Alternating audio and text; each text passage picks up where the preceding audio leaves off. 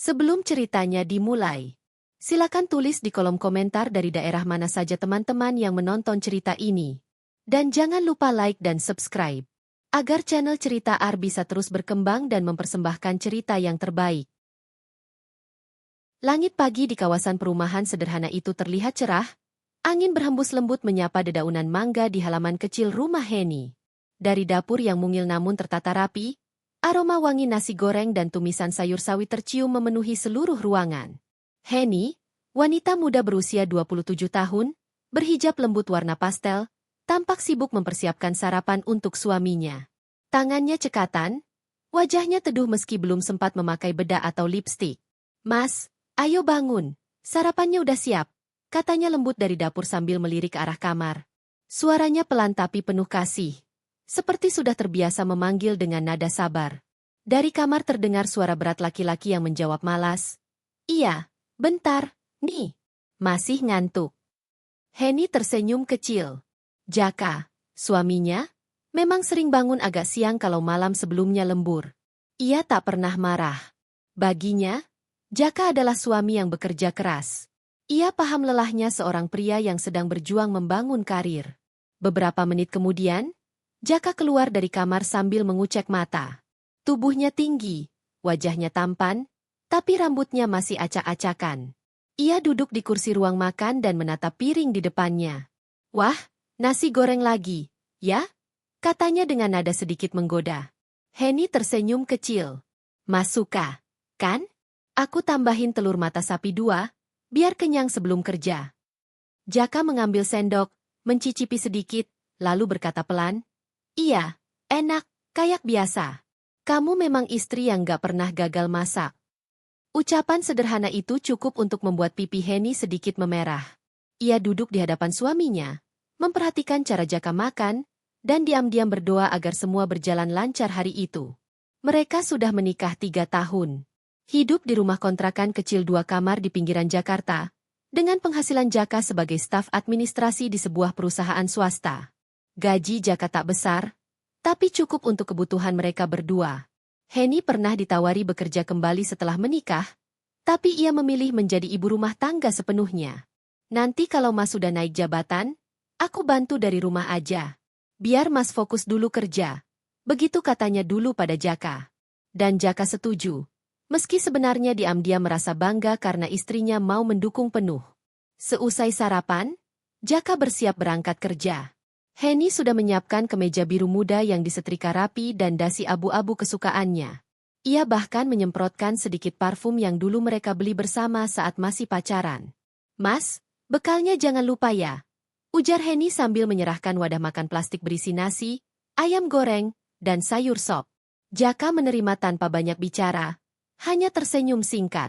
"Iya, makasih, nih." Henny mengikuti langkah suaminya sampai depan pintu, membenarkan letak rah bajunya, lalu berkata lembut, "Hati-hati di jalan ya, Mas." Jaka mengangguk, lalu melangkah ke motor bebek tuanya. "Iya, kamu juga jangan lupa makan." "Siap, Mas," jawab Henny sambil melambaikan tangan. Setelah motor suaminya menghilang di ujung gang, Henny menarik napas panjang. Ada rasa bahagia sederhana yang sulit dijelaskan. Walau hidup mereka tidak mewah, tapi hatinya tenang. Siang harinya, setelah membereskan rumah dan mencuci pakaian, Henny duduk di ruang tamu sambil merapikan laporan keuangan kecilnya. Ia memang tidak bekerja di luar rumah, tapi mengelola usaha online kecil-kecilan menjual kue kering dan baju rumahan. Uangnya tidak seberapa, tapi cukup untuk menambah belanja bulanan. Sore hari, Henny menyiapkan teh hangat dan pisang goreng. Ia menunggu Jaka pulang dengan sabar, seperti biasanya. Kadang ia menatap jam, lalu jendela, lalu ponselnya. Sudah hampir jam 7 malam, tapi Jaka belum juga pulang. Biasanya, jam 6 sore Jaka sudah tiba. Tapi akhir-akhir ini ia sering pulang lebih larut. Katanya ada lembur. Henny mencoba memahami. Ia tahu hidup di Jakarta tak mudah. Pekerjaan di kantor kadang menuntut waktu lebih. Tapi tetap saja, hatinya kadang terasa hampa saat malam datang dan ia makan sendirian. Sekitar jam 8 malam, suara motor terdengar di depan rumah. Henny langsung bangkit, membuka pintu, dan menyambut dengan senyum hangat. Mas capek banget, ya? Tanyanya lembut. Jaka meletakkan tas dan membuka kancing atas kemejanya. Iya, tadi rapat sama tim marketing. Pulang jadi agak malam. Oh, makan dulu ya, Mas. Aku udah angetin lauknya. Namun malam itu, Jaka tampak agak berbeda. Matanya lelah, tapi juga dingin. Ia makan tanpa banyak bicara. Henny mencoba memancing percakapan, tapi hanya mendapat jawaban singkat. Makanannya kurang asin, ya? Tanya Henny pelan. Enggak kok, udah pas. Jawab Jaka tanpa menatapnya. Setelah makan, Jaka langsung masuk kamar dan menyalakan ponsel. Dari pintu dapur, Henny sempat mendengar suaminya tertawa kecil saat membaca pesan di layar. Ia penasaran, tapi menahan diri.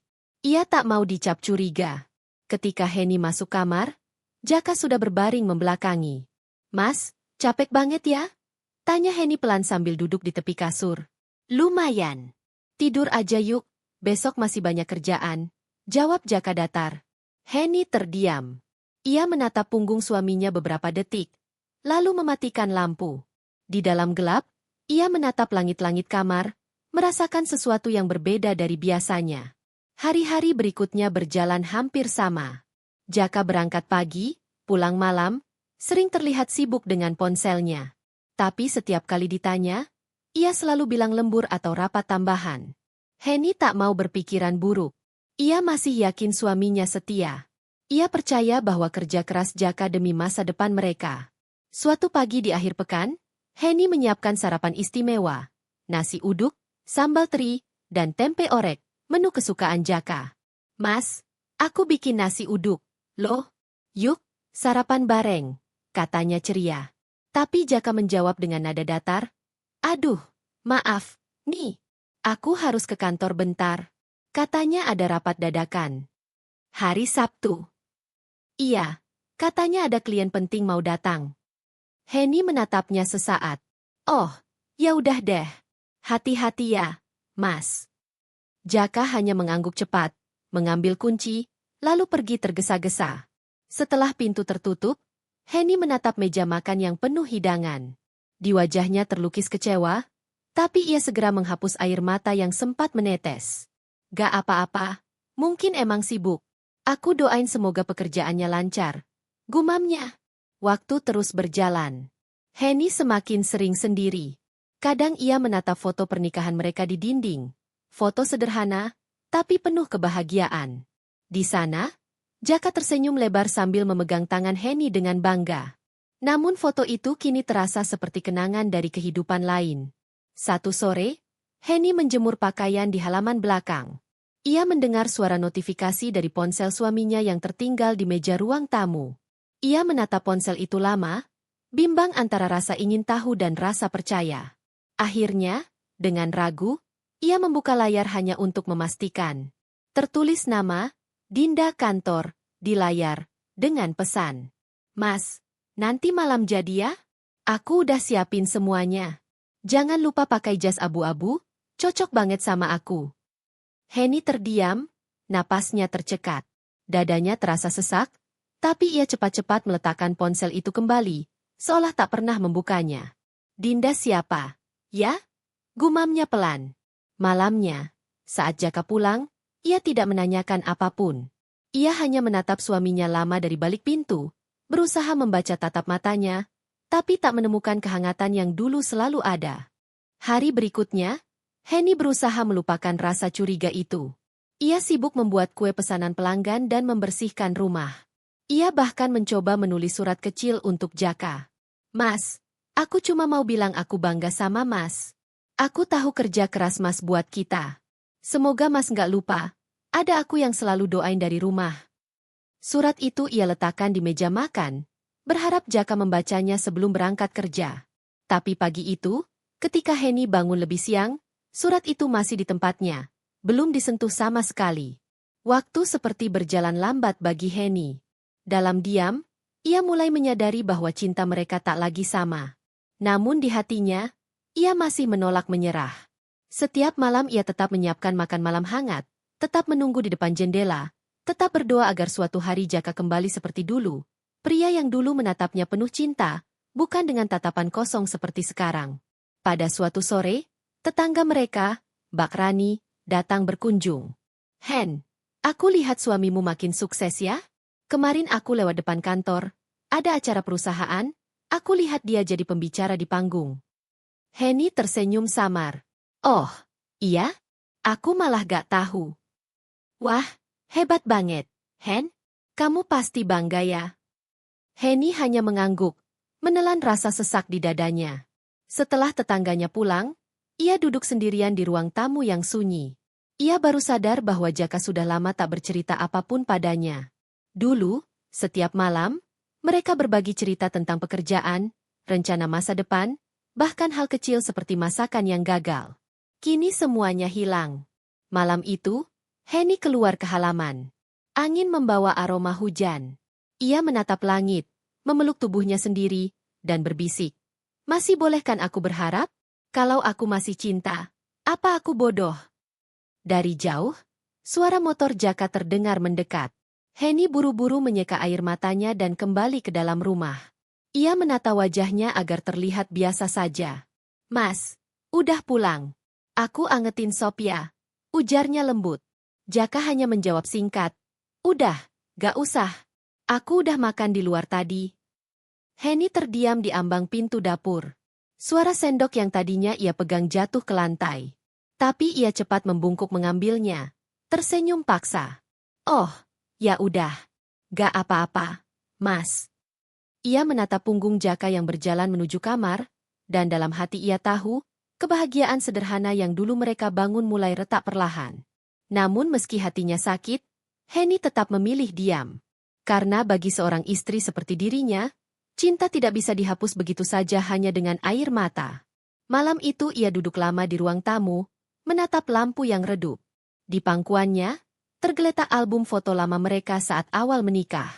Ia membuka lembar demi lembar, melihat senyum mereka berdua yang dulu begitu tulus. Senyum yang kini berubah menjadi kenangan. Dan di dalam diamnya, Henny berjanji dalam hati, jika suatu hari Tuhan memberinya kesempatan, ia akan membuktikan bahwa perempuan sederhana pun bisa berdiri tegak, meski hatinya pernah diinjak oleh orang yang paling ia cintai. Sudah hampir sebulan sejak perubahan kecil itu mulai terasa. Sesuatu yang dulu hangat kini mulai dingin perlahan. Suara tawa yang biasanya memenuhi rumah setiap pagi kini tergantikan oleh keheningan. Piring dan sendok di meja makan seperti kehilangan fungsinya sebagai penghubung cinta. Semuanya dilakukan dalam diam. Henny mulai terbiasa dengan jawaban singkat Jaka. Dulu, setiap kali ia bercerita tentang hal kecil, seperti kue yang gosong, tetangga yang punya bayi, atau harga cabai naik, Jaka selalu menimpali dengan candaan. Tapi kini, yang terdengar hanya gumaman, atau bahkan tidak ada jawaban sama sekali. Pagi itu, Henny kembali menyiapkan sarapan. Ia menatap piring di depannya, memandangi telur dadar yang perlahan mendingin. Jaka belum juga keluar dari kamar. Sudah pukul 7 lewat, sedangkan biasanya ia berangkat pukul setengah 8. "Mas, udah jam 7. Loh, telurnya nanti keburu dingin," kata Henny sambil mengetuk pelan pintu kamar. Dari dalam terdengar suara beratapi datar. "Iya, bentar, nih. Aku lagi siap-siap." 15 menit kemudian, Jaka keluar dengan wajah sedikit tergesa. Ia tampak rapi dengan kemeja baru berwarna krem muda dan jam tangan mahal yang belum pernah Henny lihat sebelumnya. "Mas, jamnya baru ya? Keren banget," ujar Henny mencoba mencairkan suasana. "Oh, ini? Dikasih teman kantor," jawab Jaka tanpa menatap. "Oh gitu. Wah, baik banget ya temennya."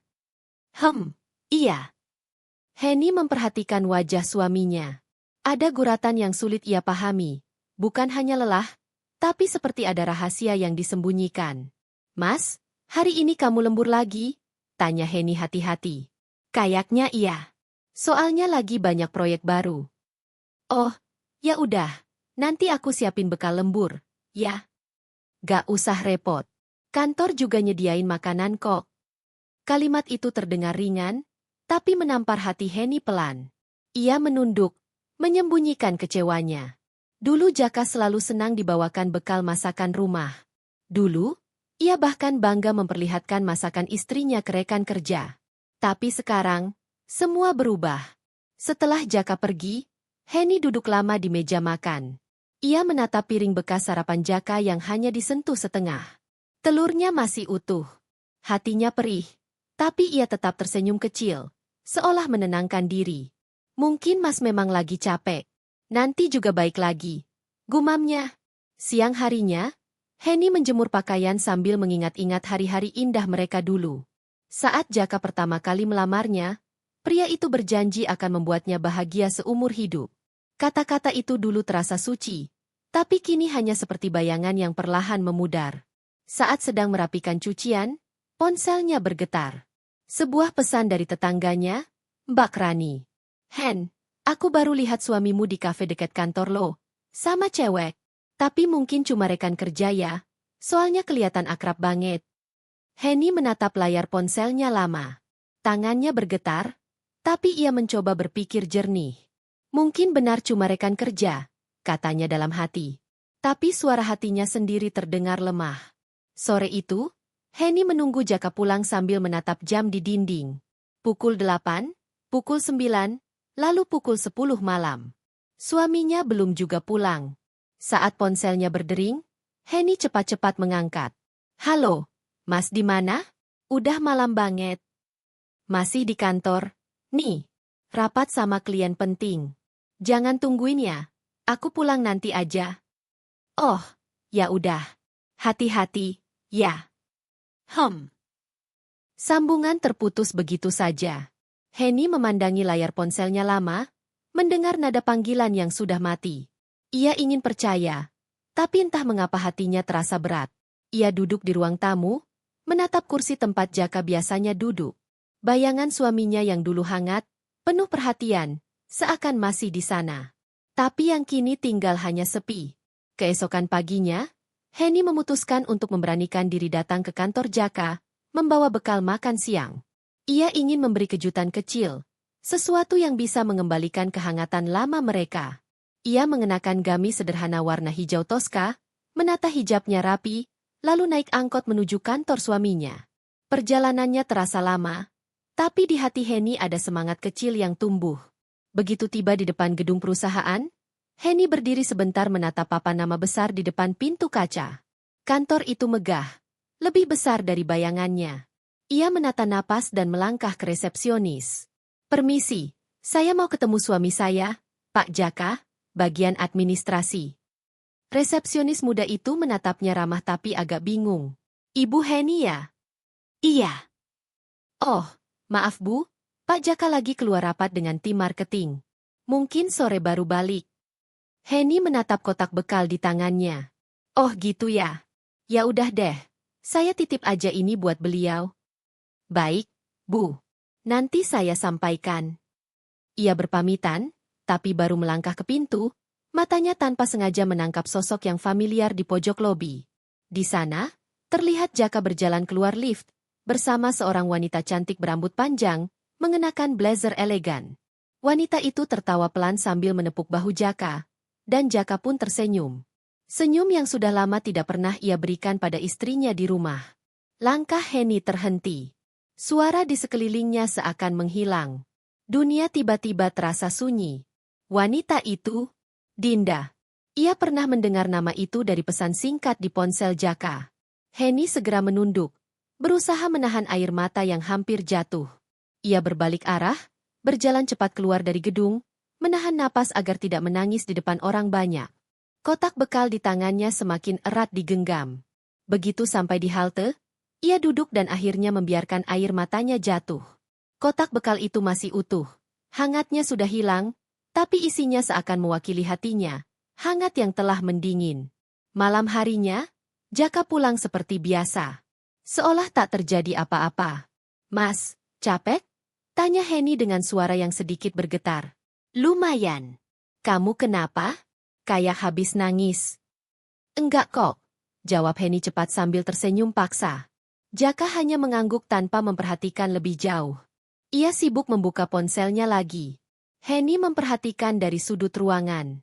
Cahaya dari layar ponsel memantul di wajah Jaka, membuatnya terlihat asing. Pria itu kini lebih sering tertawa sendiri. Kadang ia bahkan tersenyum samar sambil mengetik pesan. Suatu malam, Henny nekat bertanya. Mas, kamu sering banget pegang HP belakangan ini. Kerjaan, ya? Jaka menoleh sebentar, lalu menjawab singkat. Ya, kerjaan. Banyak laporan. Oh, ya. Aku cuma nanya aja, takutnya matamu capek. Gak apa-apa.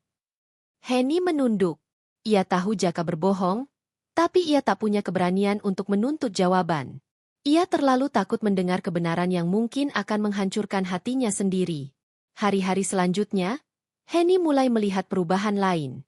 Jaka kini sering membawa pulang parfum baru, kemeja baru, sepatu mahal, padahal mereka tidak sedang punya uang lebih. Saat ditanya, jawabannya selalu sama, bonus kantor. Henny ingin percaya, tapi instingnya menolak. Setiap kali Jaka pergi ke kantor dengan wajah bersemangat, ia tahu, semangat itu bukan lagi karena pekerjaan, melainkan karena seseorang di sana. Suatu malam, Henny sedang menjemur pakaian ketika mendengar suara ponsel suaminya berbunyi dari ruang tamu.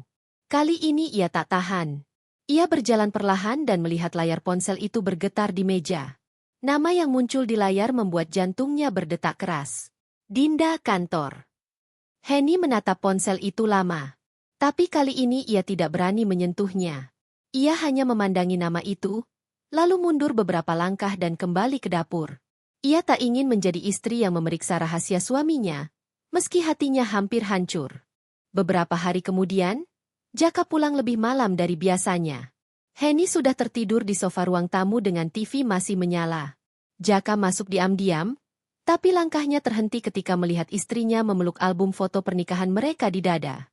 Wajah Henny tampak tenang tapi lelah, seperti seseorang yang berjuang mempertahankan cinta sendirian. Jaka menatapnya sebentar, lalu menghela napas panjang, mematikan lampu, dan masuk ke kamar tanpa membangunkannya.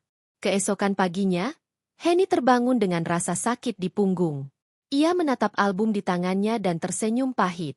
Aku masih cinta sama kamu, Mas. Tapi kamu udah gak sama kayak dulu. Bisiknya pelan.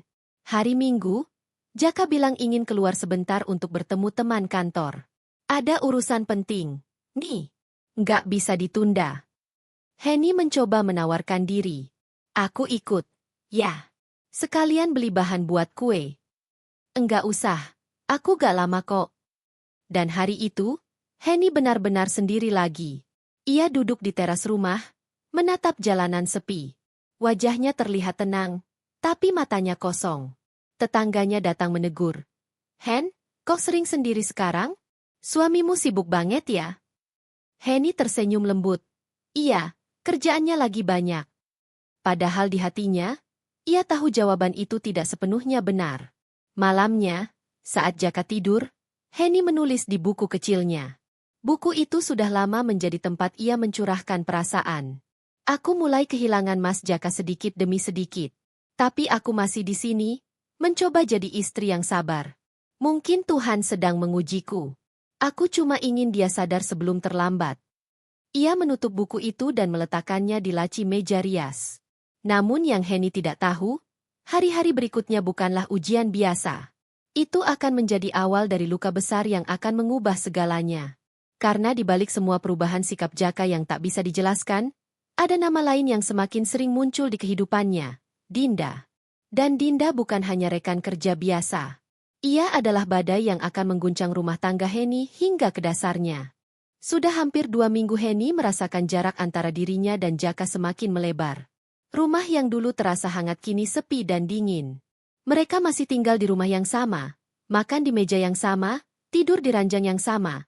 Tapi rasanya seperti 2 orang asing yang kebetulan berteduh di tempat yang sama tanpa sapaan. Pagi itu, seperti biasa, Henny bangun lebih awal.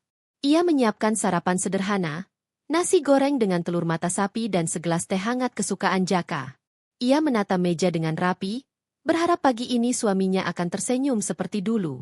Tapi harapan itu langsung runtuh ketika Jaka keluar dari kamar, mengenakan kemeja baru berwarna biru tua dan celana bahan rapi yang tidak biasa ia pakai untuk hari kerja biasa. Mas, sarapan dulu. Ya, aku udah masakin nasi goreng.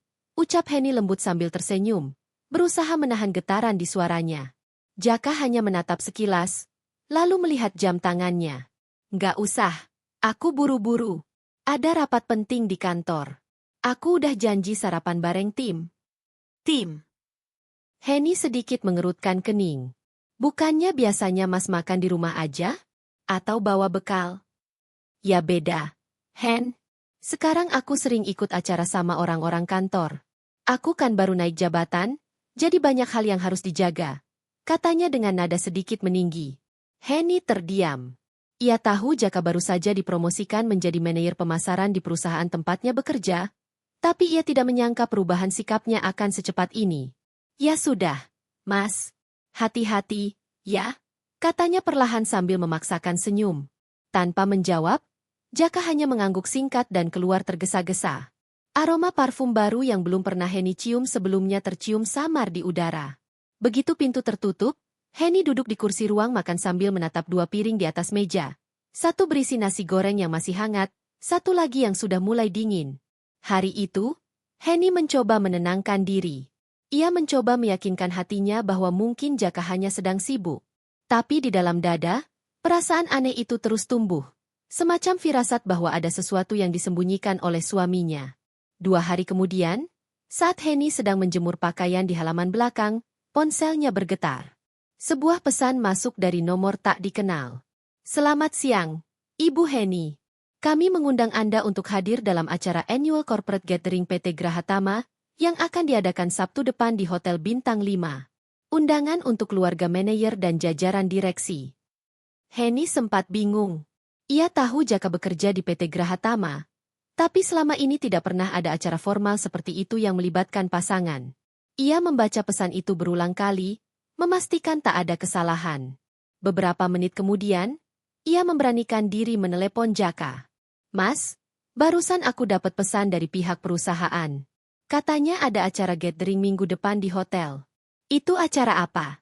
Ya? Dari seberang terdengar suara Jaka yang terdengar agak kaget, tapi cepat ditutupinya dengan tawa kecil. Oh, itu, ya? Ah, mungkin itu acara biasa aja. Hen, aku lupa bilang. Tapi kayaknya nggak perlu datang deh. Itu buat karyawan aja, bukan keluarga. Henny terdiam sejenak. Tapi katanya untuk keluarga manajer juga. Ya mungkin salah kirim. Hen, jangan terlalu dipikirin.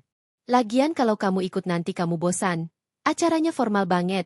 Jawab Jaka cepat. Nada suaranya seperti ingin segera mengakhiri pembicaraan. Dan benar saja, setelah beberapa detik, ia berkata, "Udah ya, Hen. Aku masih di rapat." Lalu sambungan telepon terputus. Henny menggenggam ponselnya erat. Sesuatu dalam nada bicara Jaka terasa janggal. Ia bukan hanya menolak, tapi seperti menyembunyikan sesuatu. Hari-hari berikutnya, Henny mencoba mencari tahu tentang acara itu. Ia menelepon salah satu teman lama Jaka, Andri, yang dulu sering datang ke rumah. "Andri, kamu masih di kantor yang sama-sama Jaka, kan?" Tanyanya hati-hati. "Iya, Bu Henny." "Kenapa?" "Ya?" "Mas Andri tahu nggak? Ada acara gathering perusahaan katanya Sabtu depan di hotel." "Oh iya, Bu. Itu acara besar banget. Semua manajer diminta bawa pasangannya." "Wah, Jaka pasti sibuk tuh. Katanya bagian dia yang nyiapin rundown acaranya." "Bawa pasangan?" Suara Henny hampir tercekat. "Oh iya, terima kasih infonya, Mas Andri." Begitu telepon ditutup, air mata menetes tanpa bisa ia tahan. Suaminya berbohong. Jaka jelas-jelas bilang acara itu hanya untuk karyawan. Tapi kenyataannya semua manajer diminta membawa pasangan mereka. Henny menatap cermin di ruang tamu. Wajahnya tampak pucat, matanya sayu. "Apa aku sudah tak pantas lagi berdiri di sampingnya?" bisiknya lirih. Malam itu, ia menunggu Jaka pulang lebih lama dari biasanya. Ketika suaminya datang, ia sudah menyiapkan makan malam dan mencoba bersikap biasa. Tapi hatinya dipenuhi dengan 1000 tanya. "Mas, soal acara Sabtu nanti, aku boleh ikut nggak?" Tanyanya perlahan sambil menuangkan air ke gelas Jaka. Jaka yang sedang membuka ponsel mendadak berhenti sejenak. "Hen, aku udah bilang kan? Itu acara perusahaan, bukan buat keluarga. Kamu istirahat aja di rumah." Tapi aku dengar istri-istri manajer lain juga ikut. Jaka langsung menatap Henny dengan tajam. "Kamu dengar dari siapa?" "Dari Andri. jawab Henny jujur. Jaka mendengus kesal. Hen, kamu jangan ikut campur urusan kantor. Aku nggak mau kamu datang. Titik. Suara Jaka meninggi, membuat Henny terdiam. Hatinya perih, tapi ia menahan air mata yang hampir jatuh. Ia tahu jika membantah hanya akan membuat keadaan lebih buruk. Baik, Mas, katanya lirih. Malam itu, ketika Jaka sudah tertidur, Henny duduk di ruang tamu dengan cahaya lampu temaram. Ia menatap ponselnya, pesan undangan dari perusahaan masih tersimpan di sana. Ia menggigit bibirnya. Ada rasa kecewa, tapi juga tekad yang mulai tumbuh di dalam hatinya. Jika benar ia tidak diinginkan di acara itu, ia akan mencari tahu alasannya sendiri. Sesuatu dalam batinnya berkata, pesta itu akan membuka semua jawaban yang selama ini ia cari. Dan di dalam hati yang penuh luka, Henny berjanji, ia akan datang, meski Jaka melarangnya. Ia harus tahu kebenaran di balik perubahan sikap suaminya yang selama ini membuatnya gelisah. Hari pesta semakin dekat, dan tanpa Jaka tahu, Henny mulai menyiapkan dirinya, bukan sekadar untuk datang ke pesta, tapi untuk menghadapi kenyataan pahit yang mungkin menunggunya di sana. Sabtu malam itu, udara di kota begitu hangat dan ramai. Lampu-lampu jalan memantulkan cahaya keemasan di sepanjang boulevard menuju Hotel Grand Arjuna, tempat pesta besar perusahaan Jaka diadakan. Mobil-mobil mewah berjejer rapi di depan hotel, dan para tamu berdandan elegan, menebarkan aroma parfum mahal. Di antara kerumunan itu, sebuah mobil sederhana berwarna abu-abu berhenti perlahan.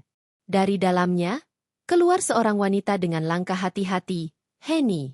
Malam ini ia terlihat sangat berbeda. Ia mengenakan gaun panjang berwarna lembut yang ia jahit sendiri seminggu terakhir, hijabnya rapi, dan sedikit riasan di wajahnya membuat pesonanya terpancar hangat namun anggun. Meski hatinya gugup, ada keberanian yang menyalakan cahaya di matanya. Sejak 2 hari lalu, Henny sudah memutuskan akan datang ke pesta itu, meski Jaka dengan tegas melarang. Ia ingin tahu, apa alasan suaminya begitu keras menolak kehadirannya. Ia melangkah menuju gerbang hotel dengan hati berdebar. Dari jauh, terlihat karpet merah panjang yang membentang menuju ballroom megah. Musik orkestra pelan terdengar dari dalam, dan papan besar bertuliskan Annual Corporate Gathering PT Grahatama, Celebrating Growth and Unity. Henny menelan ludah pelan. Ia berusaha tersenyum sopan kepada petugas keamanan yang berdiri di sisi pintu masuk. Selamat malam, Bu. Undangannya boleh saya lihat? Tanya salah satu petugas dengan ramah.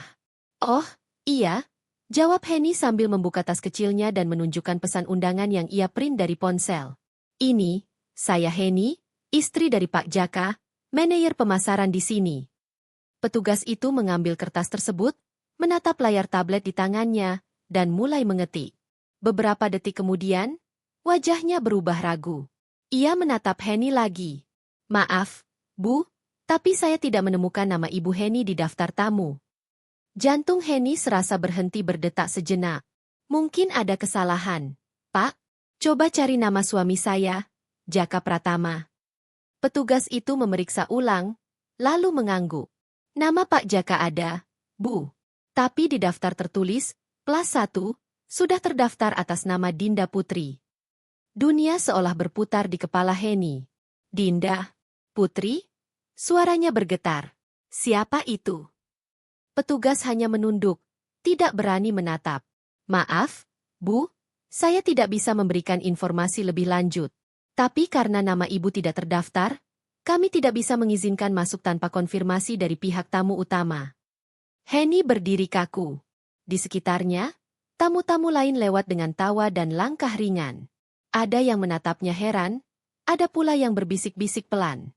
Pak, mungkin ini salah input. Saya istri sahnya, kata Henny memohon dengan suara pelan namun tegas. Petugas itu terlihat serba salah. Saya paham, Bu. Tapi peraturan dari panitia cukup ketat. Kalau Ibu ingin memastikan, saya bisa bantu panggilkan pihak terkait.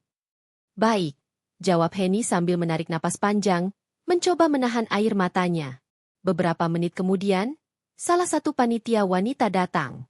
Ia mengenakan gaun formal dengan papan nama di dada bertuliskan, Dinda Public Relation. Saat melihat Henny, wajah wanita itu langsung berubah kaku, lalu melengkung menjadi senyum sinis yang penuh kepura-puraan. Oh, Ibu Henny, Ya?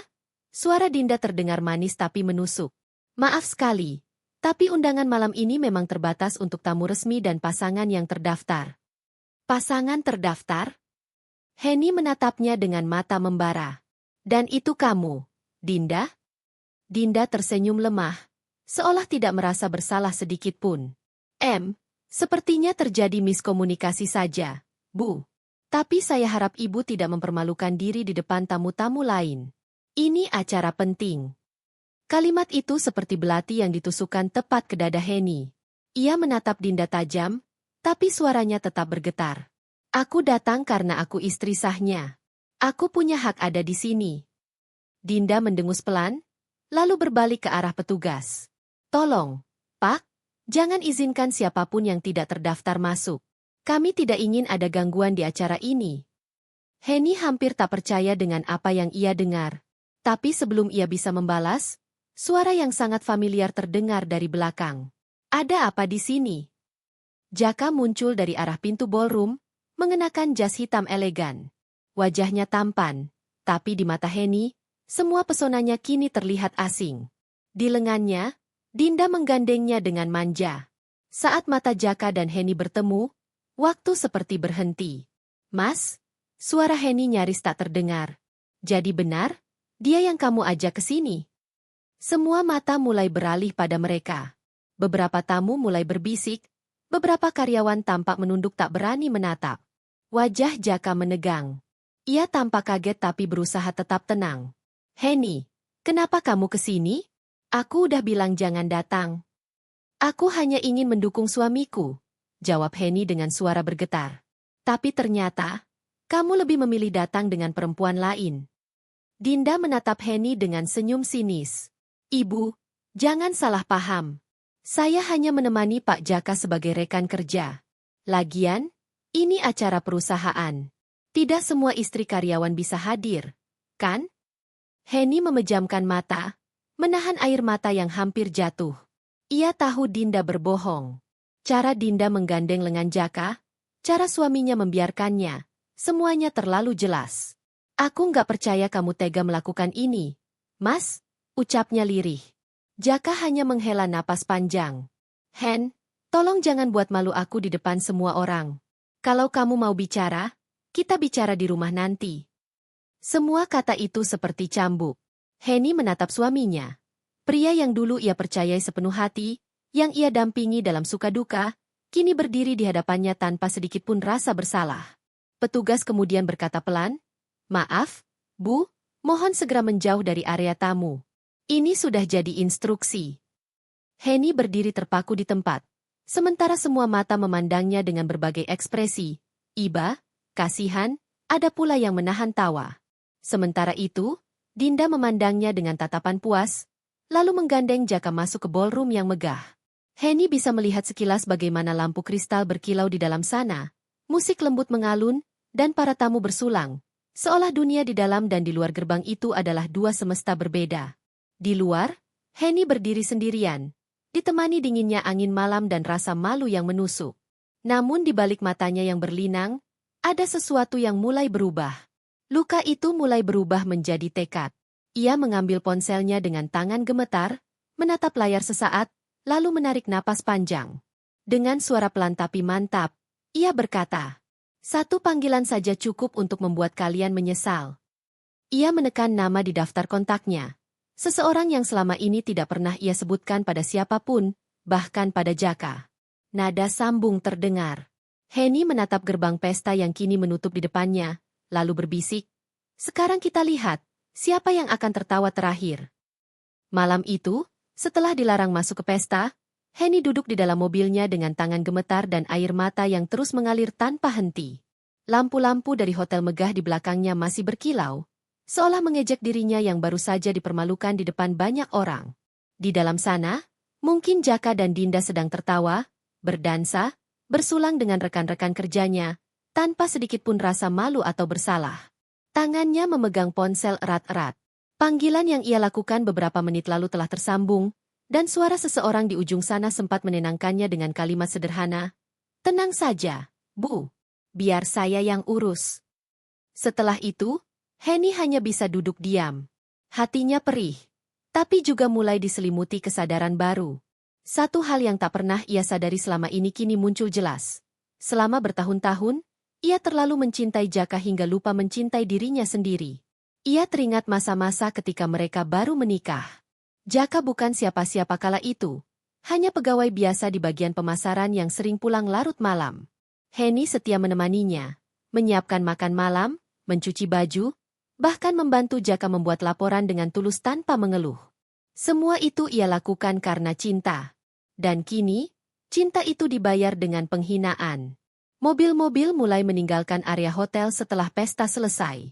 Dari kaca depan mobilnya, Henny melihat beberapa tamu keluar dengan tawa dan senyum bahagia. Lalu, ia melihat Jaka. Pria itu keluar bersama Dinda, masih dengan lengan yang saling bergandengan, wajah mereka terlihat puas. Henny menatap pemandangan itu dengan hati yang perih. Tapi kali ini, tidak ada air mata. Hanya diam yang penuh arti. Jaka tampak kaget ketika melihat mobil Henny masih di sana.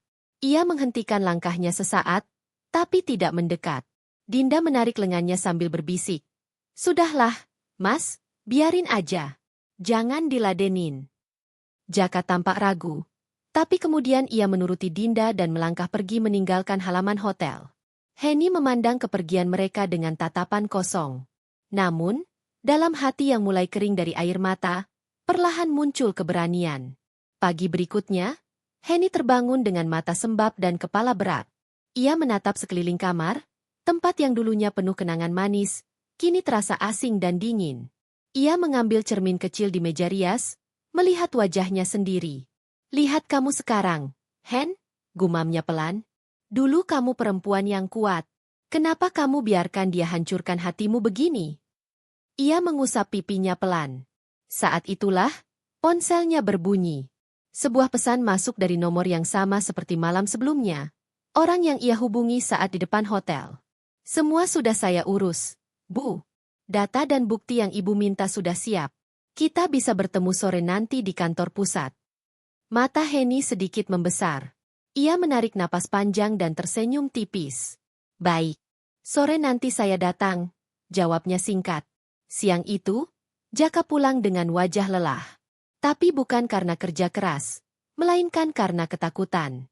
Sejak pagi, suasana di kantornya berubah drastis. Ada kabar beredar bahwa direktur utama perusahaan tiba-tiba memanggil semua jajaran manajer untuk rapat mendadak. Dan nama Jaka disebut pertama. Namun, saat Henny melihat Jaka pulang lebih awal, ia berpura-pura tidak tahu apa-apa. "Mas udah pulang?" tanya Henny sambil melipat pakaian di ruang tamu. "Iya," jawab Jaka singkat. "Kamu, kemarin ngapain datang ke hotel? Aku udah bilang jangan ikut, kan?" Nada suaranya masih sama, dingin dan menyalahkan. Tapi Henny hanya tersenyum tenang. "Karena aku ingin tahu kebenarannya. Dan sekarang aku sudah tahu," jawabnya pelan. Jaka menatap istrinya dengan kening berkerut. "Maksudmu apa?"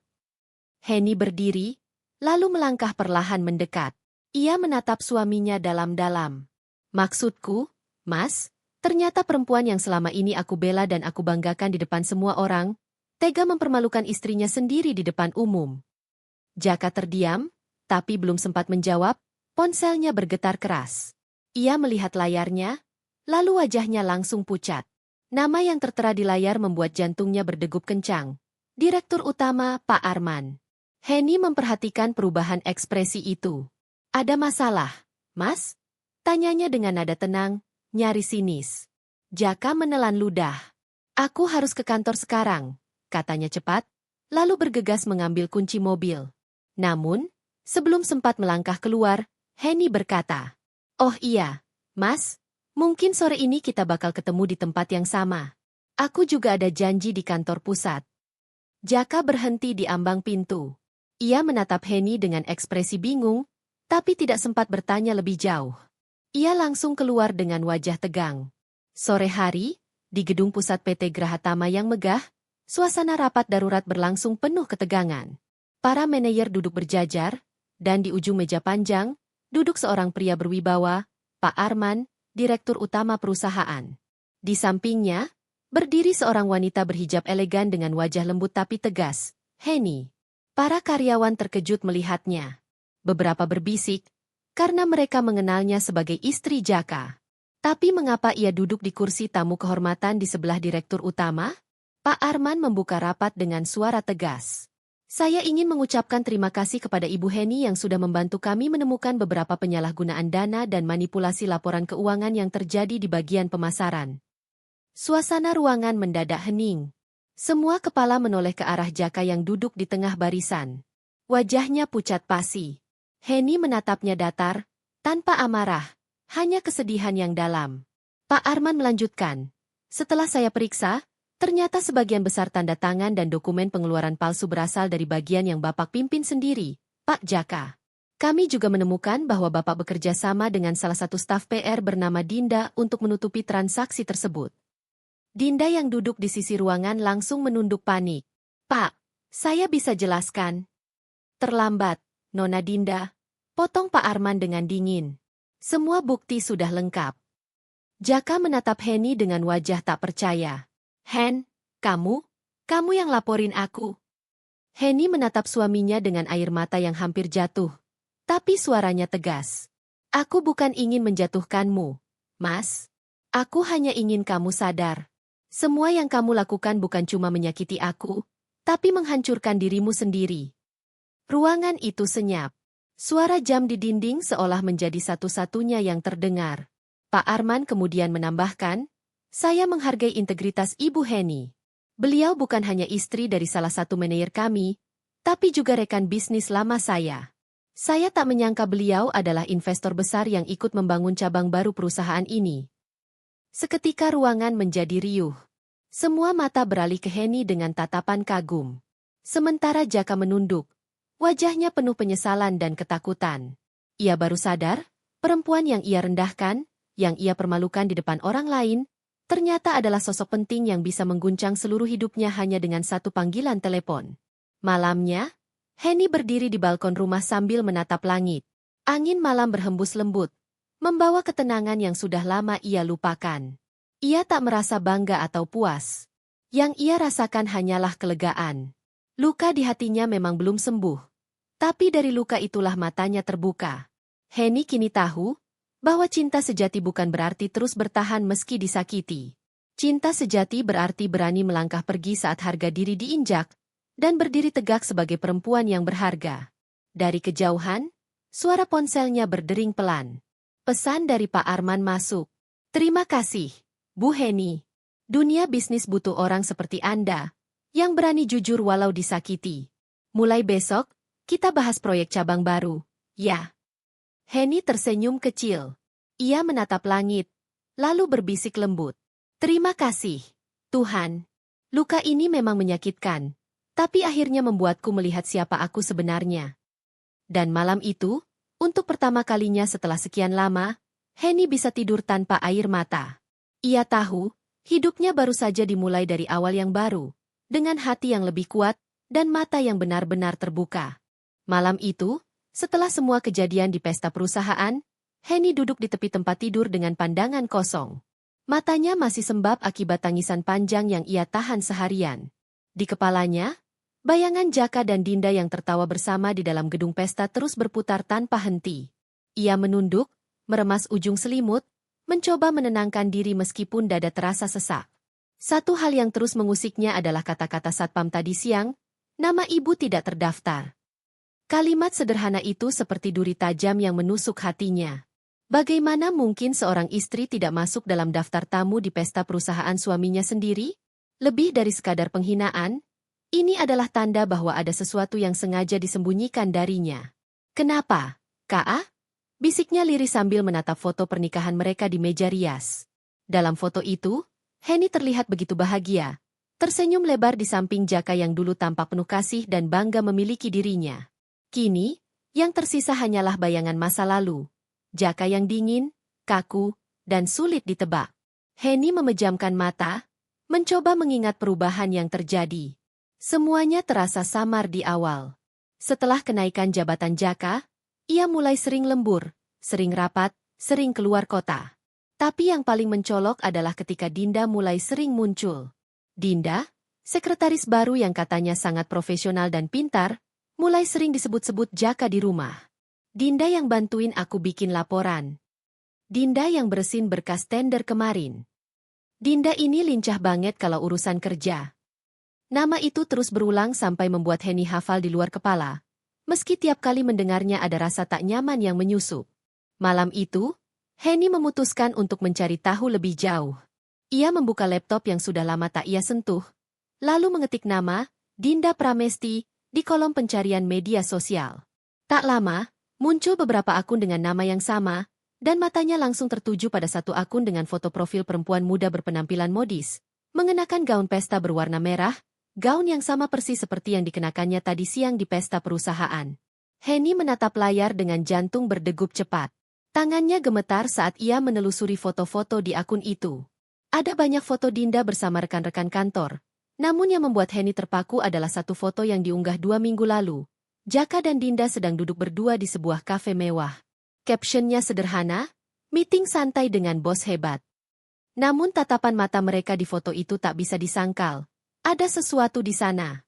Ada kedekatan yang lebih dari sekadar rekan kerja. Henny menutup mulutnya menahan isak. Air mata mulai menetes tanpa bisa ia cegah. Ia tak ingin mempercayai hal buruk. Tapi bukti-bukti mulai menumpuk. Ia merasa seperti orang bodoh. Selama ini ia berjuang menjaga rumah tangga, menunggu suami pulang lembur, menyiapkan makan malam, sementara orang lain menikmati perhatian dan waktu yang seharusnya untuknya. Namun di sela-sela rasa sakit itu, muncul sesuatu yang lain di dalam diri Henny, ketenangan aneh yang baru kali ini ia rasakan. Kalau memang ini kebenarannya, katanya dalam hati, aku harus tahu semuanya. Aku tidak akan menangis tanpa kepastian. Keesokan harinya, Henny memutuskan untuk datang diam-diam ke kantor Jaka. Ia berpura-pura mengantar makan siang, sesuatu yang sudah lama tidak ia lakukan karena Jaka selalu melarang dengan alasan rapat. Saat sampai di lobi, ia melihat betapa megahnya gedung tempat Jaka bekerja. Logo perusahaan besar terpampang di dinding marmer, dan para karyawan berlalu lalang dengan wajah serius. Namun langkah Henny terhenti ketika matanya menangkap pemandangan yang membuatnya tercekat. Di ujung lorong, Jaka berjalan berdampingan dengan Dinda. Mereka tampak akrab, dan Jaka tertawa. Tawa yang sudah lama tidak pernah ia dengar lagi di rumah. Dinda memegang map di tangan, namun sesekali bahunya menyentuh lengan Jaka. Dan saat mereka berhenti di depan lift, Jaka menatap Dinda dengan senyum lembut. Senyum yang dulu hanya milik Henny. Henny bersembunyi di balik dinding, menggigit bibir menahan tangis. Ia tidak ingin membuat keributan di tempat kerja suaminya. Tapi hatinya remuk melihat semua itu dengan mata kepala sendiri. Ia menunggu sampai mereka masuk lift, lalu berjalan cepat keluar gedung. Napasnya tersengal, bukan karena lelah, melainkan karena amarah dan kekecewaan yang menyesakkan dada. Malam itu, di rumah, Henny duduk lama di ruang tamu. Pikirannya berputar-putar memikirkan langkah selanjutnya. Ia tahu, Jaka pandai menutupi rahasia. Tapi Henny juga bukan perempuan bodoh. Ia harus menemukan cara untuk membuktikan semuanya dengan jelas. Tanpa Jaka tahu, Henny mulai menyusun rencana kecilnya. Ia menghubungi seorang kenalan lama yang kini bekerja di bagian keuangan perusahaan yang sama. Namanya Raffi, teman semasa kuliah yang dulu sempat dekat dengannya sebelum Henny menikah. Raffi dikenal sebagai orang yang bijak dan jujur. Malam itu, mereka berbicara lewat telepon. "Raff, aku mau tanya sesuatu. Tapi tolong jangan bilang siapa-siapa." Suara Henny bergetar pelan. "Tentu, Hen. Ada apa?"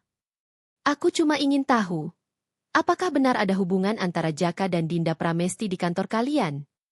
Raffi terdiam beberapa saat sebelum menjawab. Suaranya terdengar berat. "Henny, aku nggak tahu bagaimana harus ngomongnya. Tapi memang banyak yang curiga. Mereka sering terlihat bersama. Bahkan ada rumor kalau Dinda sekarang ikut campur di proyek-proyek besar yang seharusnya bukan bagiannya." Henny menarik napas panjang, berusaha menahan air mata. "Jadi benar? Semua ini bukan cuma perasaanku. Aku nggak bisa pastikan. Tapi aku cuma mau bilang hati-hati, Hen. Banyak hal di perusahaan itu nggak sebersih kelihatannya. Dan Dinda, dia bukan orang sembarangan." Kata-kata terakhir Raffi membuat Henny terdiam lama. "Bukan orang sembarangan?" "Ya." Katanya dia punya koneksi dengan salah satu investor besar perusahaan. Bahkan rumor lain bilang dia punya saham kecil di perusahaan itu. Heni terperanjat. Semua potongan mulai menyatu di kepalanya.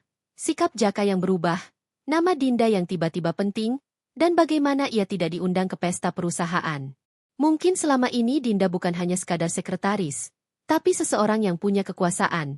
Seseorang yang bisa membuat Jaka tunduk dan menjadikannya sekutu atau bahkan kekasih. Heni menutup telepon dan memandangi langit-langit kamar. Dadanya terasa panas, matanya berkaca-kaca. Namun kini, bukan hanya kesedihan yang tersisa, melainkan tekad yang semakin kuat. Jika selama ini Jaka dan Dinda bermain api di belakangnya, maka Heni akan membuat mereka sadar bahwa ia bukan perempuan lemah yang bisa diinjak seenaknya. Ia tersenyum getir sambil menatap layar ponselnya. Satu nama yang belum ia hubungi kini muncul di layar kontaknya. Nama seseorang yang bisa mengubah segalanya jika ia mau. Malam itu, Heni mengetik pesan singkat. Aku butuh bantuannya. Sekarang saatnya mereka tahu siapa aku sebenarnya. Pesan terkirim. Dan saat itu juga, di dalam hati Heni, sesuatu berubah. Ia bukan lagi istri yang hanya menunggu dan menangis. Ia sedang bersiap untuk membuka semua rahasia yang disembunyikan darinya. Langit di luar rumah tampak mendung.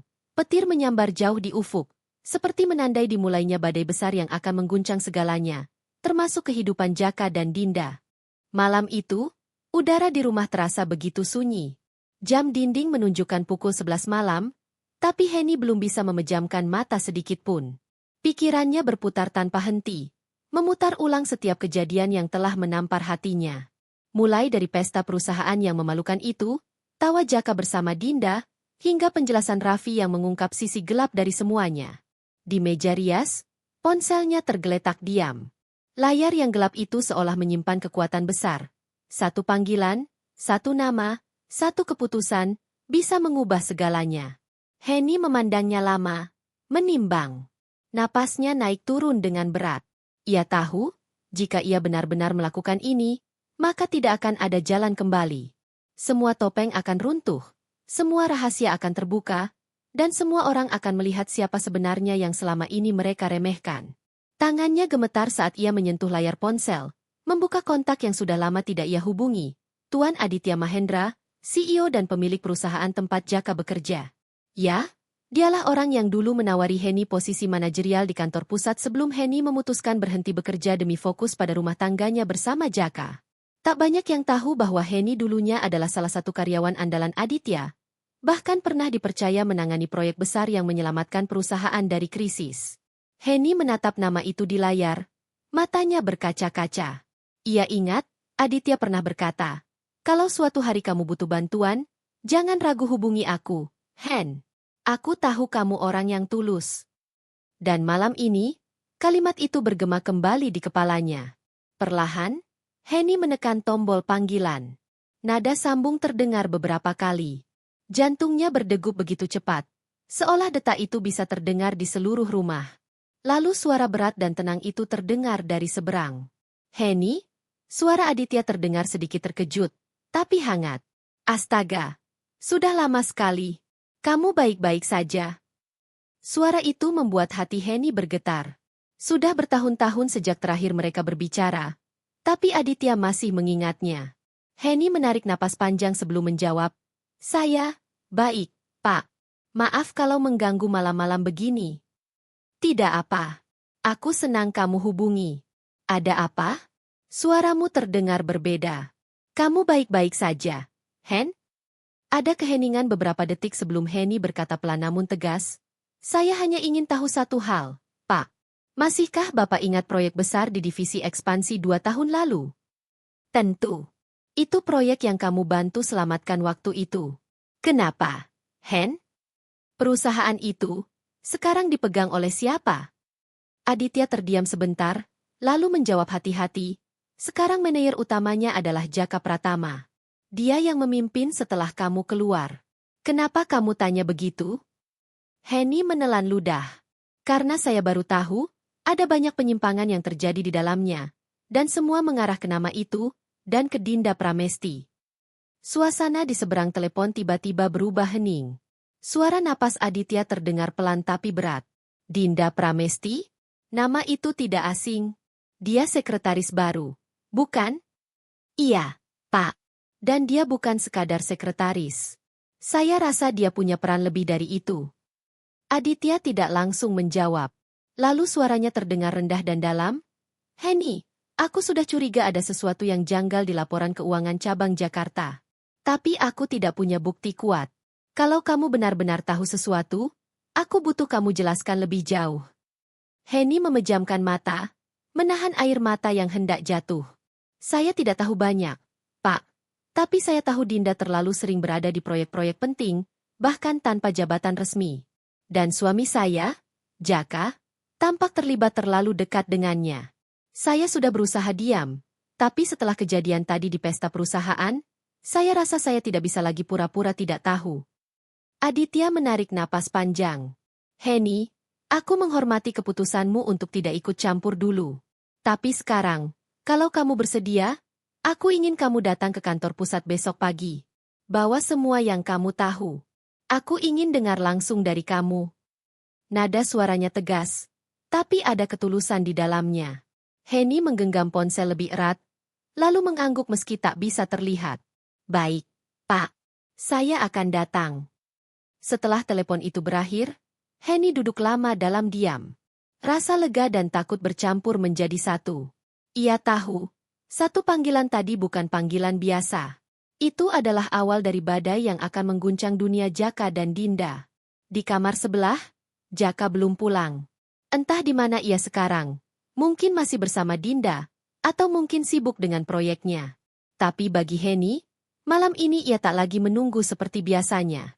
Ia sudah punya tujuan. Beberapa jam kemudian, suara mobil terdengar di halaman. Henny segera berdiri. Ia menatap pintu dengan wajah datar. Pintu terbuka, dan Jaka masuk dengan langkah tenang seolah tak terjadi apa-apa. Kamu belum tidur? Katanya singkat sambil melepas sepatu. Henny tidak menjawab. Ia hanya memandanginya dengan tatapan yang membuat Jaka sedikit gelisah. Kenapa lihat aku begitu? Tanyanya dengan nada kesal. Aku cuma ingin tahu, Kak, ucap Henny pelan tapi jelas. Kamu pulang dari pesta, dari pekerjaan, atau dari Dinda? Jaka langsung menatap Henny tajam. Kamu mulai lagi? Aku capek. Hen, tolong jangan mulai hal-hal yang gak penting. Henny menahan diri agar tidak menangis. Gak penting buat kamu. Mungkin. Tapi buat aku, ini penting. Karena yang kamu hancurkan bukan cuma perasaan, tapi juga kepercayaan. Jaka menghela napas panjang, melempar jasnya ke sofa. Aku nggak mau bahas ini malam-malam. Aku butuh istirahat. Ia berjalan masuk ke kamar tanpa menoleh lagi. Tapi sebelum pintu tertutup, Henny berkata dengan suara yang dalam, penuh makna. Besok, kamu akan tahu kenapa aku diam selama ini. Dan kamu juga akan tahu kenapa aku nggak akan diam lagi. Jaka berhenti sejenak, menatap istrinya dengan dahi berkerut. Maksudmu apa? Henny hanya tersenyum samar. Lihat saja besok, K.A. Dunia ini kecil. Dan kebenaran selalu menemukan jalannya. Pintu kamar tertutup. Henny berdiri sendirian di ruang tamu, menatap kosong ke arah pintu. Tapi kali ini, air matanya tidak lagi jatuh. Yang tersisa hanyalah keteguhan dan keberanian baru yang belum pernah ia rasakan sebelumnya. Di dalam hati, ia tahu, telepon tadi bukan sekadar panggilan biasa. Itu adalah lonceng pertama dari kejatuhan besar yang akan terjadi. Dan kali ini, bukan Henny yang akan menangis, melainkan mereka yang selama ini menertawakannya. Di luar jendela, langit mulai mendung. Petir menyambar di kejauhan. Seolah semesta ikut bersekongkol menandai satu hal. Badai itu benar-benar akan datang. Pagi itu, langit Jakarta masih diselimuti kabut tipis. Matahari baru muncul dari balik gedung-gedung tinggi, menyinari jalanan yang mulai ramai dengan mobil dan motor yang bergegas. Di salah satu sudut kota, sebuah gedung pencakar langit berdiri megah, kantor pusat perusahaan tempat Jaka bekerja. Henny berdiri di depan gedung itu dengan napas panjang dan hati yang berdebar kencang. Ia mengenakan blus putih sederhana dengan blazer lembut berwarna abu-abu muda, rambutnya disanggul rapi, wajahnya tampak tenang meski di dalam dirinya badai sedang bergejolak. Langkahnya mantap menapaki lantai lobi yang berkilau. Beberapa karyawan yang berlalu lalang sempat menatapnya heran, sebagian lain tampak berbisik-bisik, seolah mengenalinya tapi tak percaya dengan apa yang mereka lihat. Sudah lama Henny tidak menginjakan kaki di gedung ini.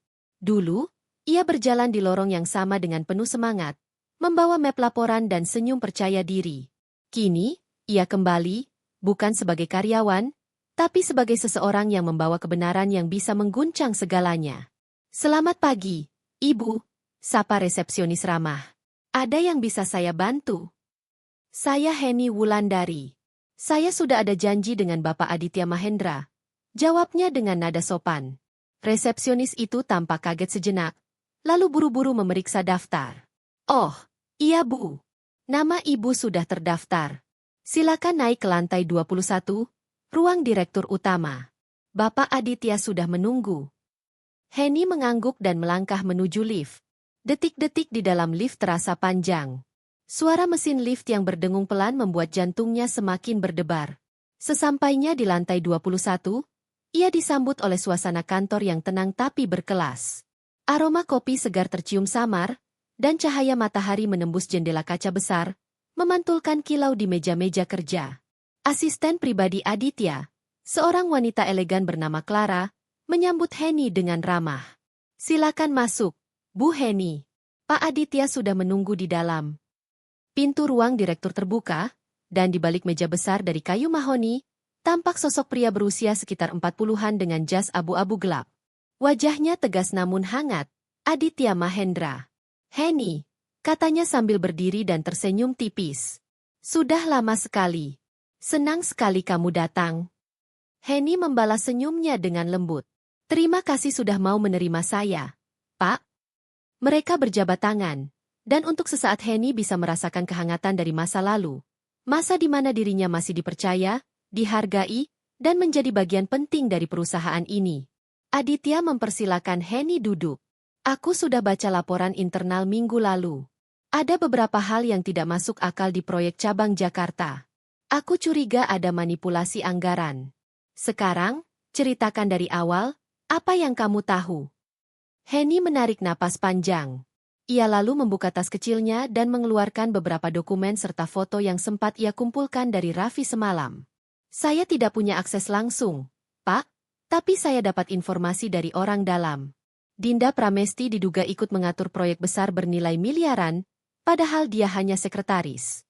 Dan Jaka, suami saya, yang seharusnya melaporkan semua hasil kerja justru menandatangani berkas yang seharusnya belum diverifikasi. Aditya menatap serius dokumen di hadapannya. Kamu yakin? Saya tidak ingin menuduh tanpa bukti, Pak. Tapi ini, Henny menunjuk salah satu foto yang memperlihatkan Dinda dan Jaka keluar dari sebuah restoran mewah dengan beberapa orang yang dikenal sebagai vendor proyek. Ini bukan pertemuan formal. Vendor itu bahkan tidak terdaftar di sistem perusahaan. Aditya mengernyit. Jadi ada indikasi gratifikasi. Mungkin lebih dari itu, Pak. Mereka bisa saja bermain di belakang. Dan yang lebih menyakitkan bagi saya, suami saya sendiri tampaknya sudah terlalu jauh dengan wanita itu. Ruangan itu hening. Aditya memejamkan mata sejenak, lalu berkata dengan nada dalam, Henny, kamu tahu aku tidak suka main perasaan dalam urusan kerja. Tapi kali ini, kalau semua ini benar, aku tidak akan diam. Henny menunduk. Saya tidak minta balas dendam, Pak. Saya hanya ingin kebenaran. Saya ingin mereka sadar bahwa kebohongan dan pengkhianatan tidak akan selamanya bisa disembunyikan. Aditya menatap Henny lama. Kamu selalu seperti ini. Dulu kamu juga berani melawan ketidakadilan, meskipun itu berarti harus kehilangan banyak hal. Ia lalu tersenyum tipis. Baik, aku akan tangani ini. Tapi kamu juga harus siap, Henny. Kalau benar mereka bersalah, konsekuensinya akan besar. Henny mengangguk mantap. Saya siap, Pak. Saya sudah terlalu lama diam. Tak lama setelah itu, Aditya menekan tombol di interkom. Clara, tolong hubungi Jaka Pratama dan Dinda Pramesti. Bilang mereka harus datang ke ruang saya sekarang juga. Ini penting. Begitu mendengar nama-nama itu, dada Henny berdebar keras. Ia menatap ke arah jendela besar yang memperlihatkan pemandangan kota di bawah sana. Di pikirannya, bayangan Jaka dan Dinda muncul bersamaan, dua orang yang selama ini menertawakannya kini akan berdiri di tempat yang sama dengannya, tapi dalam keadaan yang berbeda. 15 menit kemudian, Pintu terbuka. Langkah sepatu hak tinggi terdengar lebih dulu. Lalu suara Jaka yang berbicara dengan nada datar. Pak Aditya, Bapak mau ketemu kami. Begitu mereka masuk, waktu seolah berhenti sejenak. Jaka terpaku melihat Heni duduk di kursi tamu dengan wajah tenang. Dinda di sampingnya langsung membeku, rona wajahnya pucat. Ha Heni. Jaka tergagap, tidak percaya. Kamu ngapain di sini? Heni menatap suaminya dengan pandangan datar. Bukannya kamu yang harusnya jawab dulu, Kak? Aku cuma datang memenuhi undangan dari Pak Aditya. Dinda menatap ke arah Aditya, mencoba tersenyum profesional. Pak, kalau ini soal pekerjaan, saya rasa kita bisa bahas di waktu lain. Saya kebetulan. Diam, Dinda, potong Aditya tajam. Kalian berdua duduk. Sekarang juga. Nada suaranya membuat ruangan itu mendadak tegang. Dinda menelan ludah, sementara Jaka berusaha tenang namun matanya terus melirik ke arah Heni dengan cemas.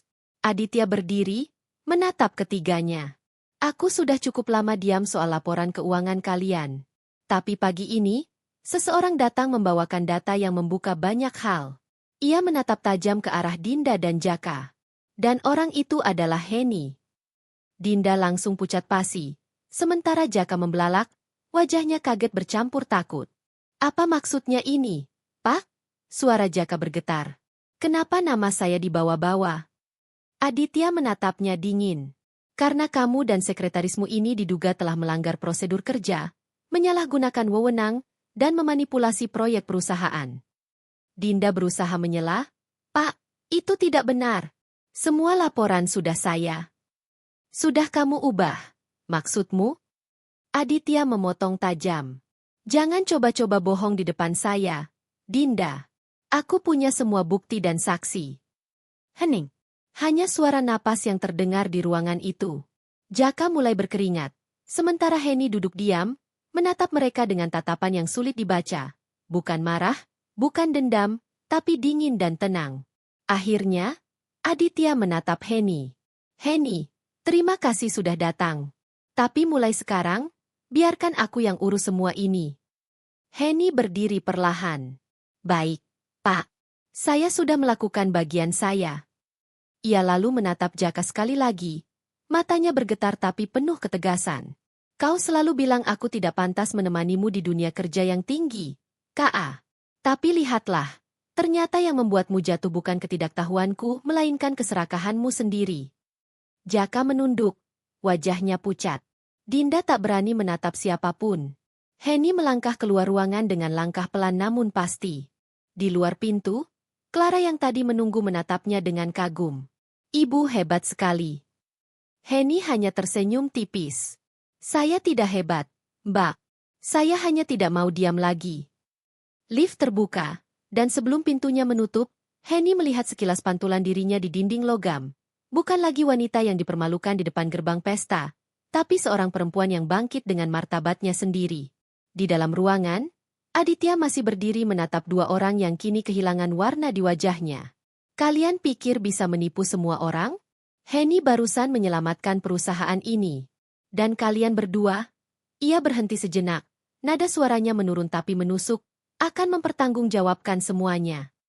Dan di lantai bawah, Heni melangkah keluar dari lift menuju cahaya pagi. Ia tahu badai belum selesai. Tapi untuk pertama kalinya setelah sekian lama, ia merasa kuat. Telepon semalam memang menggetarkan segalanya. Tapi hari ini, kebenaran mulai berbicara dengan suaranya sendiri.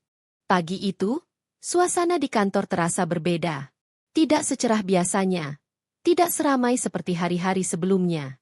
Udara yang biasanya dipenuhi tawa kecil antar pegawai kini berubah menjadi dingin dan penuh ketegangan.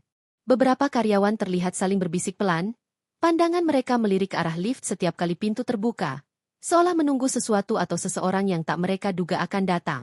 Dan benar saja. Saat jarum jam menunjukkan pukul 8:10, suara langkah sepatu hak tinggi terdengar dari arah lobi utama. Dentingnya tegas, berirama, dan menyiratkan keanggunan serta wibawa yang tak biasa. Semua mata tertuju ke arah sumber suara itu. Seorang wanita muda, berwajah cantik dan berpenampilan rapi dengan setelan blazer putih gading, melangkah pasti melewati resepsionis tanpa ragu sedikitpun. Itu adalah Henny. Namun bukan Henny yang dulu, bukan wanita yang dulu hanya datang menjemput suami dengan wajah lelah dan pakaian sederhana. Hari ini, Henny terlihat berbeda. Tatapannya tajam namun tenang, senyumnya tak lagi canggung. Ia tampak seperti seseorang yang sudah menemukan kekuatannya sendiri setelah lama terjatuh. Sementara itu, di lantai 11, ruangan besar tempat rapat mingguan direksi sedang berlangsung. Jaka duduk di kursinya, mengenakan jas abu-abu dan dasi hitam yang ia pilih dengan hati-hati pagi tadi. Tapi pikirannya kacau. Ia tidak bisa berhenti memikirkan kejadian di pesta perusahaan malam itu.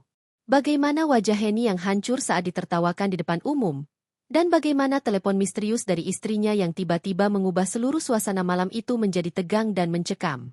Sejak malam itu, ia tidak pernah berani menghubungi Henny.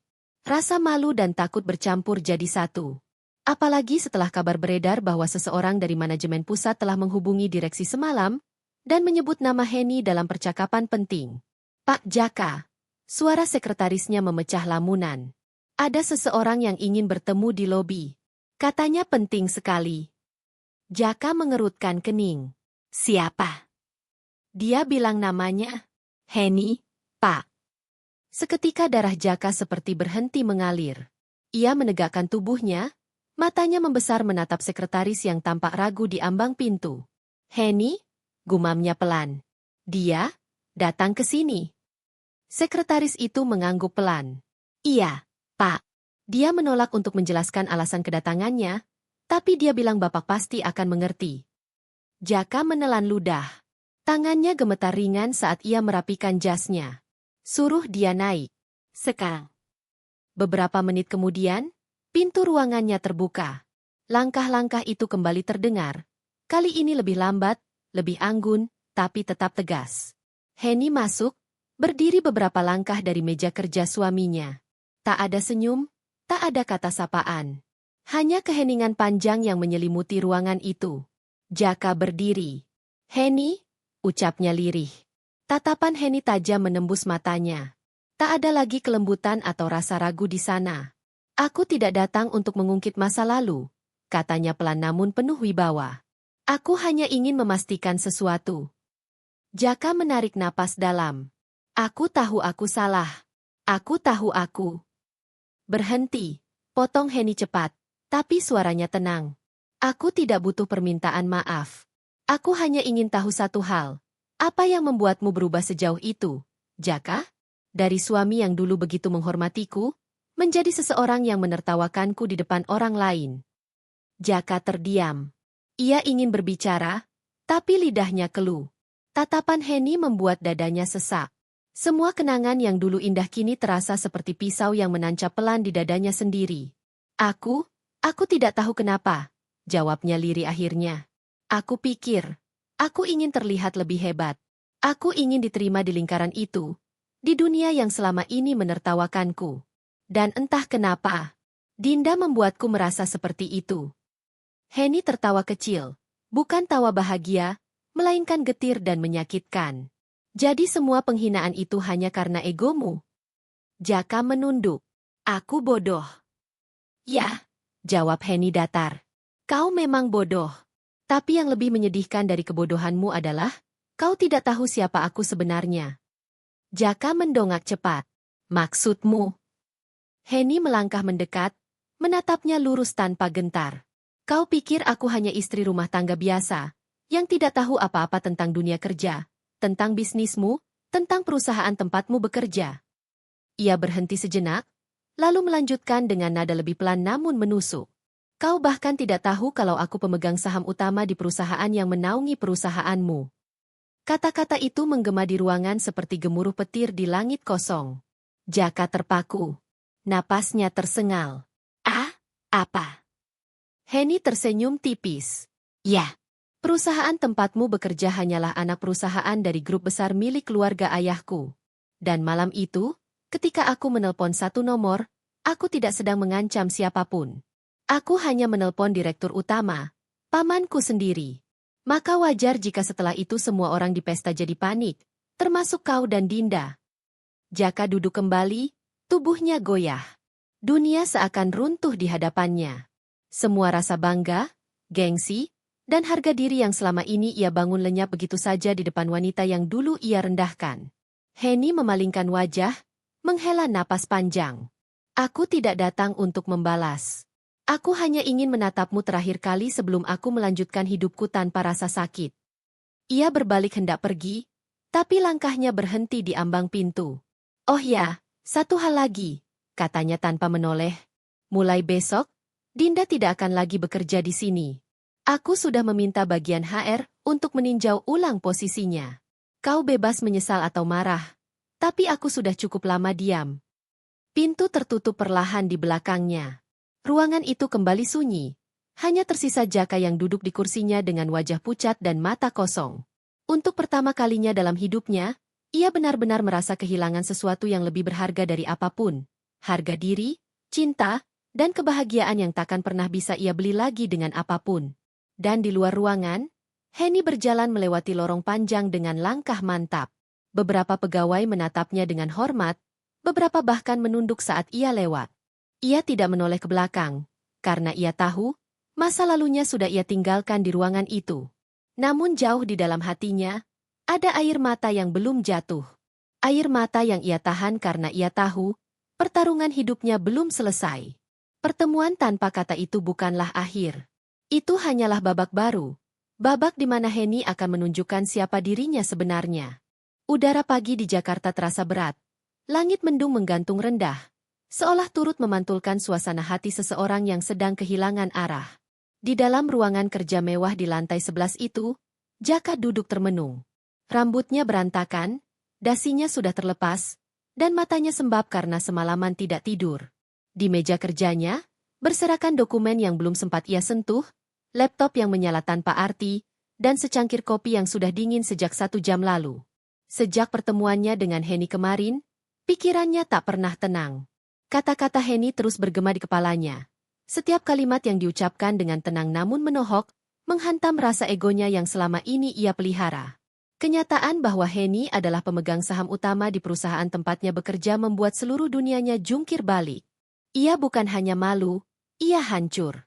Ia baru menyadari betapa besar kesalahannya, bukan hanya karena telah mempermalukan Henny, tetapi karena telah menghina seseorang yang selama ini menjadi penopang hidupnya dari bayang-bayang. Saat itu, pintu ruangannya diketuk pelan. Sekretarisnya masuk dengan wajah canggung. Pak, ada kabar dari HR dan manajemen pusat. Jaka mengangkat wajahnya. Apa? Surat pemberhentian sementara, Pak. Efektif mulai hari ini. Ada audit internal terkait kebijakan tim pemasaran yang Bapak tanda tangani beberapa bulan lalu. Jaka menatap kosong. Ia tahu maksud kalimat itu. Audit hanyalah alasan halus untuk menyingkirkannya tanpa menimbulkan kegaduhan. Jadi aku, dipecat? Suaranya nyaris tak terdengar. Sekretaris itu menunduk. Sementara, Pak. Tapi, sepertinya keputusan itu sudah final. Jaka menunduk, kedua tangannya mengepal. Seketika ia teringat malam pesta itu, ketika ia berdiri di samping Dinda, menertawakan Henny di depan semua orang. Ia bahkan sempat merasa bangga saat itu, merasa menang karena bisa menunjukkan bahwa ia kini memiliki wanita baru yang lebih bergengsi. Tapi kini, rasa bangga itu berubah menjadi penyesalan yang begitu dalam, menggerogoti setiap sisa harga dirinya. Di sisi lain kota, Henny duduk di ruang kerja barunya, sebuah ruangan elegan di lantai tertinggi gedung pusat perusahaan. Jendela besar di belakangnya memperlihatkan pemandangan kota Jakarta yang padat namun menawan. Ia mengenakan setelan kerja berwarna biru tua, sederhana namun berkelas. Wajahnya tenang, tapi matanya masih menyimpan luka yang belum benar-benar sembuh. Sore itu, salah satu direksi senior datang menghampiri. Bu Henny, semua laporan audit sudah kami terima. Sesuai arahan Ibu, kami telah meninjau ulang kinerja tim pemasaran. Hasilnya menunjukkan banyak penyimpangan kebijakan yang tidak sesuai prosedur. Henny mengangguk pelan. Baik, pastikan semua prosesnya sesuai etika perusahaan. Tidak ada yang perlu dipermalukan secara publik. Saya hanya ingin keadilan, bukan balas dendam. Direksi itu tersenyum kagum. Saya mengerti, Bu. Tapi jujur saja, Semua orang di kantor kini sangat menghormati ibu. Banyak yang baru tahu siapa sebenarnya istri Pak Jaka. Mereka semua terkejut. Henny hanya tersenyum tipis. Biar saja. Mereka tidak perlu tahu masa laluku. Aku hanya ingin menjalankan tanggung jawabku dengan benar. Setelah pria itu pergi, Henny menatap keluar jendela. Di hatinya, ada perasaan campur aduk, antara lega dan sedih. Ia tidak pernah membayangkan akan sampai di titik ini, di mana orang yang dulu ia cintai harus merasakan akibat dari perbuatannya sendiri. Bukan karena ia ingin melihat Jaka menderita, tapi karena ia tahu, kadang kehidupan memang harus mengajarkan pelajaran dengan cara yang paling keras agar seseorang benar-benar belajar menghargai apa yang pernah ia miliki. Sementara itu, Dinda duduk termenung di apartemennya. Wajahnya pucat, matanya sembab, dan tangannya gemetar saat membuka email dari HR. Surat pemutusan kerja itu terasa seperti hukuman berat. Tidak mungkin, gumamnya pelan. Aku tidak melakukan apapun. Tapi dalam hati kecilnya, ia tahu. Ia sadar kalau selama ini ia telah ikut menertawakan seorang wanita yang seharusnya ia hormati. Ia telah menjadi bagian dari penghinaan yang kejam. Dan sekarang, kehidupannya berubah drastis. Jabatan yang dibanggakan lenyap, dan nama baiknya tercoreng di industri yang sempit. Ia mencoba menghubungi Jaka, tapi ponselnya tak diangkat. Berkali-kali mencoba, hasilnya sama. Akhirnya ia melempar ponselnya ke sofa dengan air mata mengalir deras. Semua ini salahku. Semua salahku. Hari berganti malam. Di sebuah kafe kecil yang dulu sering mereka datangi bersama, Henny duduk sendirian. Ia memesan teh hangat dan duduk di sudut ruangan sambil menatap keluar jendela. Hujan turun pelan-pelan, menambah suasana sendu. Ia teringat masa-masa dulu bersama Jaka. Masa ketika mereka hanya punya sepiring nasi untuk berdua, tapi tertawa tanpa beban. Masa ketika Jaka menatapnya dengan mata penuh cinta, bukan pandangan jijik dan malu seperti saat di pesta itu. Air matanya menetes pelan tanpa ia sadari. Namun tiba-tiba, seseorang berdiri di hadapannya. Suara yang dulu sangat ia kenal terdengar pelan. Henny. Ia menoleh. Jaka berdiri di sana, dengan wajah lelah, mata sembab, dan pakaian kusut. Tak ada lagi jas mahal, tak ada aroma parfum mewah. Yang tersisa hanyalah pria yang dulu ia cintai, kini tampak kehilangan segalanya. Aku tahu kau tidak mau bertemu denganku, ucap Jaka lirih, tapi aku harus bicara. Sekali ini saja. Henny terdiam. Ia menatapnya lama. Ada rasa iba, tapi juga luka yang belum kering. Apa lagi yang mau kau katakan, Jaka? Bukankah semua sudah jelas? Jaka menunduk. Aku hanya ingin minta maaf. Bukan untuk memohon kembali, tapi karena aku tidak bisa hidup dengan rasa bersalah ini. Aku kehilangan pekerjaanku, reputasiku, bahkan teman-temanku menjauh. Tapi semua itu tidak seberapa dibanding kehilanganmu, Henny. Suara Jaka serak. Aku bodoh. Aku terlalu sibuk mengejar gengsi sampai lupa siapa yang sebenarnya berharga. Aku tak tahu harus bagaimana lagi. Henny menatapnya, lalu menghela napas panjang. Aku sudah memaafkanmu, Jaka. Tapi bukan berarti aku bisa kembali ke masa lalu. Ada hal-hal yang rusak dan tidak bisa diperbaiki hanya dengan kata, maaf. Jaka menatapnya dengan mata berkaca-kaca. Aku tahu. Tapi aku akan tetap menyesal seumur hidupku. Henny menatap secangkir tehnya yang sudah dingin. Hidup selalu menuntut kita membayar harga dari setiap keputusan. Kau sudah membayar harga dari penghinaanmu, Jaka. Semoga suatu hari nanti, kau belajar menghargai yang benar-benar tulus. Ia bangkit berdiri, meninggalkan uang di meja, lalu berjalan keluar kafe dengan langkah pasti. Jaka hanya bisa menatap punggungnya menjauh, lalu menunduk dalam diam. Hujan di luar semakin deras, tapi air matanya jatuh lebih dulu. Di luar, Henny berdiri di bawah payung, menatap langit malam yang suram. Angin malam meniup lembut wajahnya. Dalam hatinya, ia tahu ini bukan akhir. Ini hanyalah bagian dari perjalanan panjang menuju kedewasaan dan ketenangan hati. Ia melangkah perlahan menuju mobilnya, sambil berbisik pada diri sendiri. Aku sudah cukup kuat. Sekarang giliran mereka belajar tentang arti kehilangan. Dan malam itu, di bawah rinai hujan yang lembut, Dunia seakan memberi ruang bagi luka untuk perlahan sembuh.